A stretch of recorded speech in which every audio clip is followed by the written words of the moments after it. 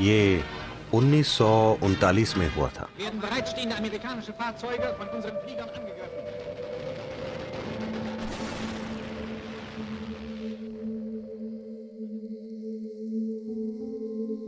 Germany या शायद Austria के एक यहूदी परिवार को बंदी बना लिया गया था। पहले उन्होंने माता पिता को बंदी बनाया और फिर बच्चों को, और वो उन्हें अलग अलग स्थानों पर ले गए। एक लड़की जो उन दिनों 13 साल की थी और उसका भाई जो 8 साल का था, उन्हें कई अन्य बच्चों के साथ रेलवे स्टेशन ले जाया गया। माता पिता को किसी मजदूर कैंप पर ले जाया गया और अब बच्चे अलग हो चुके थे। सर्दियों के दिनों में उन्हें एक अमीर घर से बाहर निकालकर एक रेलवे प्लेटफॉर्म पर छोड़ दिया गया। बच्चे आखिर बच्चे होते हैं, वो खेलने लग गए। उन्होंने वहीं खेलना शुरू कर दिया। वो लोगों के साथ खेलने लगे, सभी मिलकर फुटबॉल खेलने लगे। फिर ट्रेन आ गई।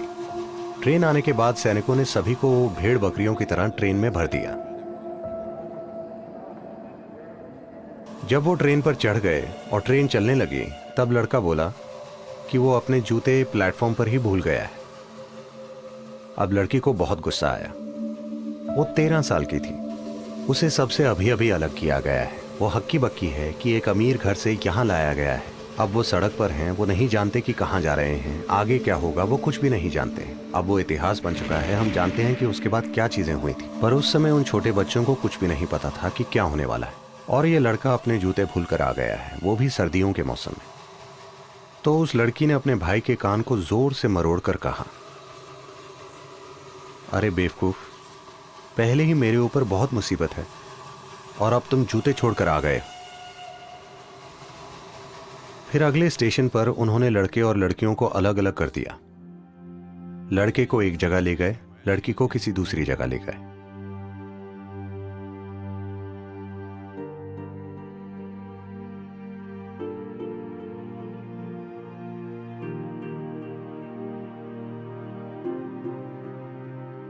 चार साल बाद वो एक कंसंट्रेशन कैंप से बाहर आई और वो अपने परिवार की अकेली जीवित सदस्य थी।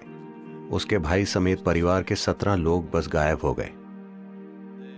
उसे कभी पता नहीं चला कि वो कहां गया। वो बस कहीं गायब हो गया और उसे बस वो बातें याद रह गईं जो उसने अपने भाई को कही थी। वो कुछ अच्छा कह सकती थी, लेकिन उसने इतनी भयंकर चीजें कही क्योंकि उसके भाई ने अपने जूते खो दिए थे।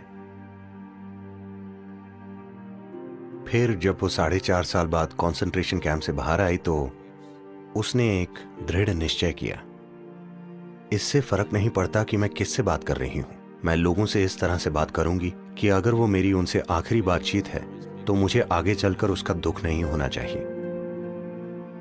अगर आप बस लोगों से इस तरह से बात करेंगे तो आप निश्चित रूप से कुछ अच्छा कहेंगे। और आपको कैसे पता कि ये आखिरी बातचीत नहीं है? जो भी आपके पास बैठा है, हो सकता है कि आज आप उनसे आखिरी बार मिल रहे हों। ऐसा हो सकता है ना? हाँ।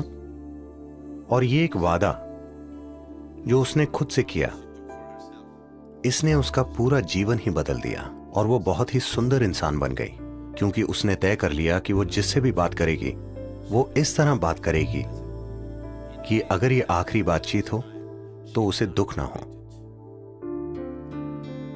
उसके साथ इतनी भयंकर घटना हुई, पर उसने उसे एक आशीर्वाद में बदल दिया।